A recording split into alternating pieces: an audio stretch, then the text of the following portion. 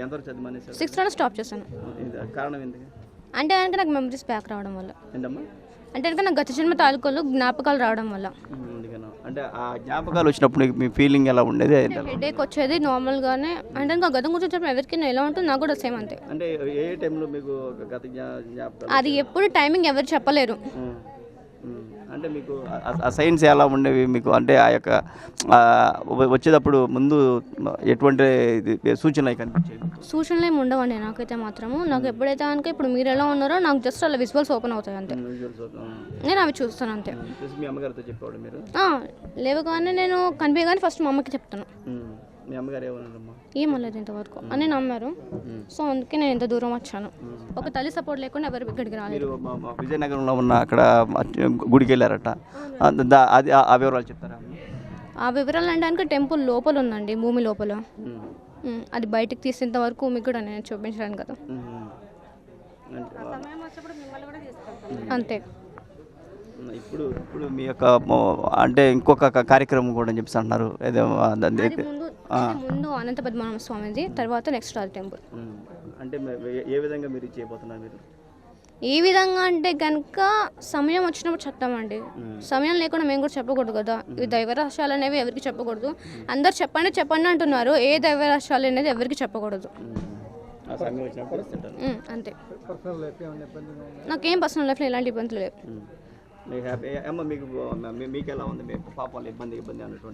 పాపది ఇబ్బంది అంటే ఇంకా దేవకారానికి పుట్టినప్పుడు కొన్ని సమస్యలు వస్తాయి, అన్నీ ఉంటాయి. దానికి ఎదుర్కోవడానికి తల్లిదండ్రులుగా మనం ముందుకు ఉండాలి. తనను నమ్మిన వాళ్ళు ఎవరైనా కూడా మన నమ్మకం మీద కందండి ముందుకు రావాలనేసి. దైవకారం అన్నప్పుడు కంపల్సరీగా మీరు కూడా ఇటువంటి సమస్యలు వచ్చి మొత్తం భరిస్తాం, ఇటువంటి కష్టాలు నష్టాలు ఇంకా తప్పదు. దేవకార్యానికి జన్మించినప్పుడు ఆ దేవకార్యం అనేది పూర్తి చేయాలి కదా. మనం దాన్ని ఆపడానికి కూడా నాకు ఎన్నోసార్లు నేను ట్రై చేశాను. 9 సంవత్సరాల నుంచి నేను ట్రై చేశాను. ఇది ఇట్లా ఉండకూడదు, తను కూడా సాధారణంగా మనిషిలాగా ఉండాలి, అందరు అమ్మాయిలాగే తన లైఫ్ తను రీచ్ అవ్వాలని చెప్పేసి విధాలుగా ప్రయత్నించాను. అందరు డాక్టర్ల దగ్గర తిరిగాను, అన్ని విధాలుగా అయిపోయింది. ఇంకా గుడికి రావడం కారణం కూడా మన ఛానల్లోనే వీడియో చూసి శోభ గారు నాకు ఫోన్ చేయడము, గురుగారితో మాట్లాడము, నన్ను చూసే పాప గుర్తుపడుతుందమ్మా అని గురుగారు చెప్పడము.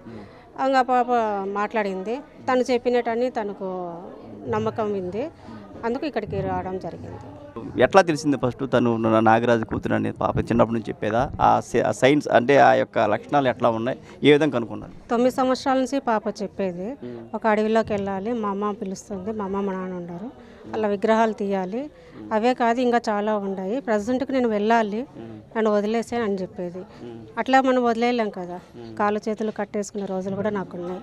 పాపను ఎక్కడికి పారిపోతుంది, ఎక్కడికి వెళ్ళిపోతుంది అని చెప్పేసి అలా హాస్పిటల్ తిప్పాను, అన్నీ చేశాను. అన్ని స్కానింగ్ కానీ, ఎంఆర్ఐ స్కానింగ్ కానీ, సిటీ స్కానింగ్ కానీ, బ్లడ్ టెస్ట్ కానీ అన్ని రిపోర్ట్లు అంటే నార్మల్ వచ్చింది. రీసెంట్గా పౌర్ణమి రోజు కూడా ల్యాబ్ టెస్ట్కి వెళ్ళింది. పాప బ్లడ్ కానీ, పాప స్కిన్ కానీ, పౌర్ణమి రోజు ఊడిపోయే స్కిన్ ఉంటుంది కదా, అది కూడా వెళ్ళింది. 45 రోజులకు రిపోర్ట్ వస్తుంది. ఇంకా 20 రోజులు పడుతుంది రావడానికి.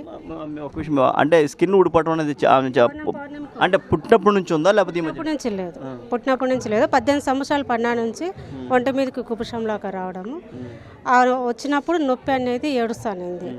అట్లా 2-3 సార్లు చూసాము. ఏమో మార్పులు చెరుపులు అంటే ప్రకృతి వల్ల కావచ్చు, స్కిన్ అంటు మీద కావచ్చు అని మేము అట్లా అనుకున్నాము. అది ప్రతి పౌర్ణానికి వస్తుంది.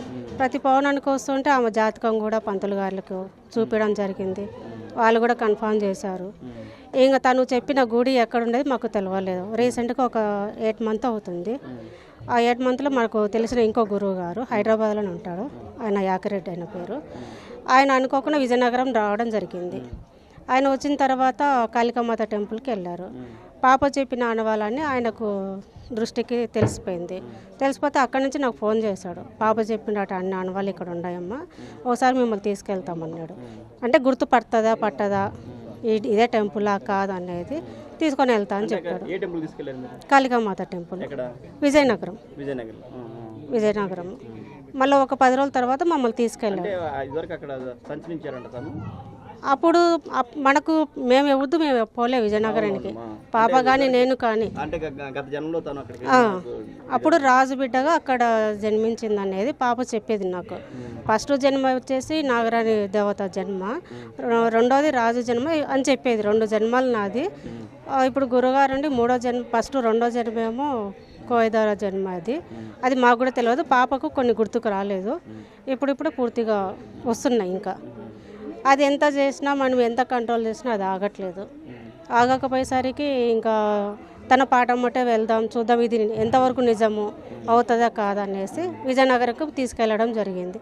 అక్కడ పోయిన తర్వాత గుర్తుపట్టింది ఆ ప్లేస్ కానీ తను తిరిగిన ప్లేస్ కావచ్చు, తను ఇది రూట్ కరెక్టా కాదా అని కరెక్ట్గానే చెప్పింది. కరెక్ట్గా చెప్పిన తర్వాత ఇంకా మనం కూడా ఏం చేసేదానికి లేదు. ఇంకా దేవకార్యానికే జన్మించింది కాబట్టి అది కూడా నేను కన్ఫర్మ్ చేసుకున్నా కాబట్టి ఈ స్కిన్ కూడా, ఎందుకంటే ఇది కలియుగము, ఎవరు అంతగా నమ్మరు, అందరూ అనుమానంగానే చూస్తారు. ఎవరు అనుకోకపోతే నాకు అవసరం లేదు. నా బిడ్డ ఏంటో నాకు తెలుసు, ఎందుకంటే 10 సంవత్సరాల నుంచి కూడా నేను పడే బాధ ఏంటో నాకు తెలుసు. పుట్టిన 3 రోజులకే మా నాన్నకు అమ్మవారిలాగా కనపడింది పాప. 3 రోజులకి అట్లా కనపడము. చిన్నప్పటి నుంచి తను చేష్టలు కూడా కొంచెం అలాగే ఉన్నాయి. ఇంకా 9 సంవత్సరాల నుంచి బయటపడ్డాడు. తన కోపం కానీ, తను కోపడినప్పుడు ఒక ఫేస్ మారిపోవడం కానీ, అంటే కనిపిస్తుంది అప్పుడే తన కోపం ఎట్లా వస్తుంది అనేది. అట్లా జరుగుతూ వస్తుంది. ఎట్లా ఇంకా చిన్న పాప కాదా కొన్ని ఉంటాయి, మామూలుగా మాట్లాడుతుంటారు అనుకుంటాము. 9 ఏళ్ళు పడినాంచి జరిగింది. అండ్ ఇప్పుడు పాప ఇప్పుడు అని చెప్పిందా దేనికని వచ్చిందో ఏంటో చెప్పింది ఇప్పుడు అని చెప్పిందా మీకు? అంటే నాకు ఫస్ట్ చెప్పడం కూడా విజయనగరం టెంపుల్ అమ్మవారి విగ్రహాలు బయటకు తీయాలి, శివుడి విగ్రహం బయటకు తీయాలన్నారు. ఇంకొకటి కూడా అనంత పద్మనాభ స్వామి టెంపుల్ది కూడా మాకు చెప్పేది, కానీ అది మేము ఎక్కడ రివీల్ చేయలేదు. ఎందుకంటే తెలవంది తెలుసు మనకు, కానీ మనం పూర్తిగా అక్కడి వరకు మనం చెప్పకూడదు కాబట్టి ఆ విషయం మటుకు మేము చెప్పలేదు. రామ మందిరము నిలబెట్టేటప్పుడు కూడా అయోధ్యలో అప్పుడు కూడా కొన్ని వికృతులు జరుగుతాయి అని ముందే చెప్పింది. అంటే పక్షులు కానీ ఒక జంతువులు కానీ వెళ్ళడం కానీ వెళ్తాయి అని చెప్పింది, సర్పాలు అన్నీ వెళ్తాయని. తను చెప్పినాక 1 వారానికి జరిగింది. అంటే ఆ వారానికి ఏం జరిగింది అంటే పక్షులు వెళ్ళడం కానీ, గ్రద్దలు వెళ్ళడం కానీ, నెమ్మళ్ళు కానీ, ఒక వేణువులు కానీ అన్నీ వెళ్ళినాయి కదా సర్పాలు, అందుకు అట్లా వెళ్ళడం జరిగింది. ముందే చెప్పింది పాప ఆ విషయం. నాకే చెప్పింది, ఆ ఇంట్లో వాళ్ళకి అందరికీ చెప్పింది. అంటే ఈ విషయం కూడా నేను మీడియాలో చెప్పాను. ఈ విషయంలో కూడా నేను మీడియాలో చెప్పాను. ఇంకా అనంత పద్మనాభ స్వామి టెంపుల్ది మాత్రం నేను బయటకు తీయలేదండి ఇంతవరకు. ఎందుకంటే నేను పూర్తిగా పాప అది బయట పడిన తర్వాత చెప్పింది, ముందే చెప్పింది. అది ఇప్పుడే కాదు, 9 సంవత్సరాలు అప్పుడే చెప్పింది. సమయం రాలే కాబట్టి మేము అది ఆలకించలేదు. ఎక్కువ దీని మీదనే దృష్టి పెట్టింది కాబట్టి మేము చెప్పలేదు కూడా. చూశారు కదా మీరు ఇప్పుడు ఆ నాగరాణి అని పాప 4 జన్మలు ఉన్నాయని మన మన స్వామి చెప్పారు. అది కూడా అమ్మగారు తను 9వ సంవత్సరం నుంచి తను అనేక అంటే ఒంటి మీద పొలుసులు కానీ, లేకపోతే అదేవిధంగా నొప్పి అంటాం కానీ, అదే కానీ నాది ఇక్కడ కాదు, నాకు ఇంక వేరే జన్మ ఉందని చెప్పడం కానీ ఇవన్నీ మాత్రం మనం చూసాము. అదేవిధంగా ఈరోజు ఇక్కడ యొక్క గుడి యొక్క మహిమను తెలుసుకొని ఇక్కడికి వచ్చి ఇక్కడ రావాలని చెప్పేసి తను ఇక్కడికి రావడం జరిగింది.